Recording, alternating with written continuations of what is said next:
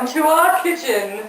This is Deliverance. And this is Willful Today we're going to be making caramel nut bars.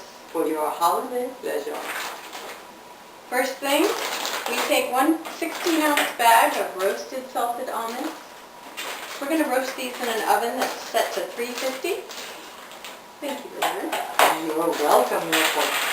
We're going to roast these for about 10 minutes or until they're golden brown and start to smell very good. They get very aromatic, you know they're done. Don't let it get too sticky now. Next, we're going to cream some butter and sugar together. We'll need 2 sticks of butter, room temperature, as our butter is, because we are so well prepared for this kind of thing. Absolutely, we're always baking. I always have at least 3 pounds of room temperature butter in my kitchen, just in case the urge to make cookies strikes. You know how that urge is, Willful. And as you can tell, our kitchen it may be a little colder than most.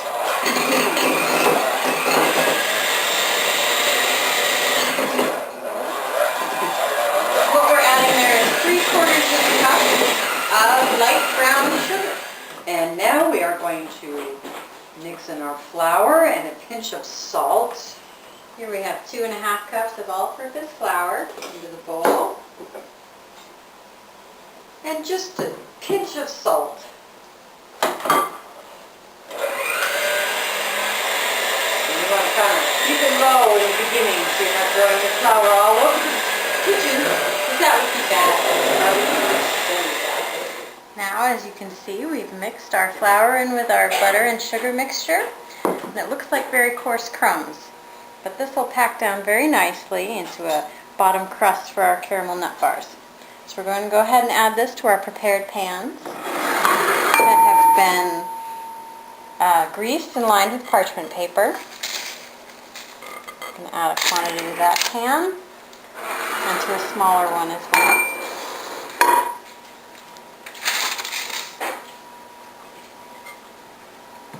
And now with our very, very clean, well-manicured pans, we're going to press this into place to make a nice crust on the bottom. This reminds me of the days back on the old homestead. Oh, I can remember Grandma doing this. The sound of cows mooing. Those chickens at the window.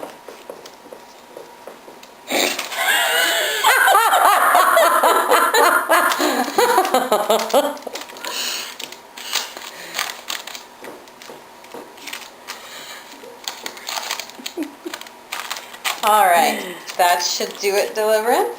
Looks gorgeous. Let's check on our almonds, shall we? I think we shall. Just pulling our almonds out of the oven now.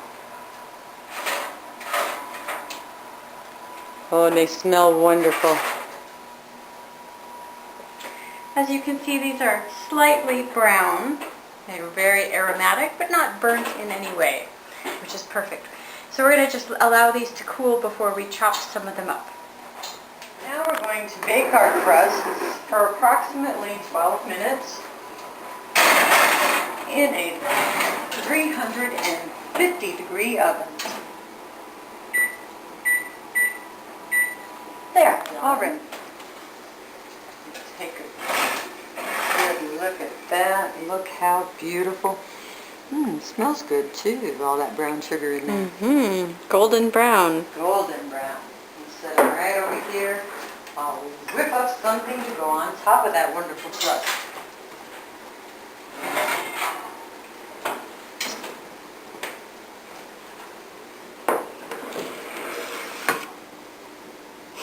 Getting ready to make our caramel. We're going to add 1 cup of water to our ancient Chinese caramel making pan, very traditional in the northern regions of China. And then 4 cups of sugar, which is not Chinese as far as I know. 1/2 teaspoon cream of tartar, and 2½ teaspoons of salt. Now we're going to mix this up, and we're going to set the heat to high and let this sugar melt and start to caramelize.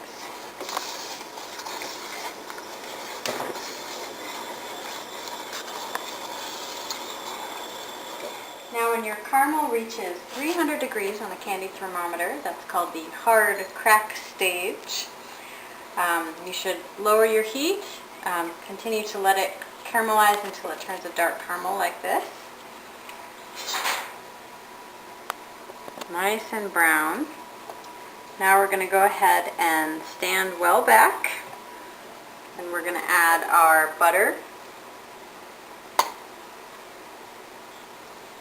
2 tablespoons of butter. And now that's almost all dissolved, so I'm going to go ahead and add my cup of heavy cream. Well, this is going to splatter a lot, so you want to make sure that you stand well back from the pan.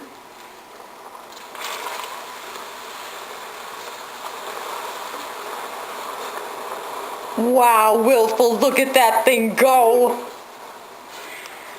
You want to make sure you have no small children, equipment other than your specialized filming camera if you're a professional like Deliverance and I.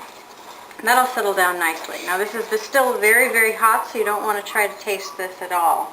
You're going to let it sit for 10 minutes to cool while you chop up your almonds. Now, as you can see, we have transferred our roasted almonds over into a bowl so that we can coarsely chop them with our handy-dandy, oh, I can stop yelling now, chopper.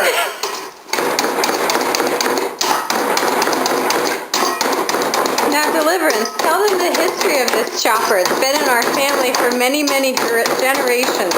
Many. Now, I used to have a very great aunt way back in my family tree who baked a lot, like we do. And her husband, George, made her this chopper.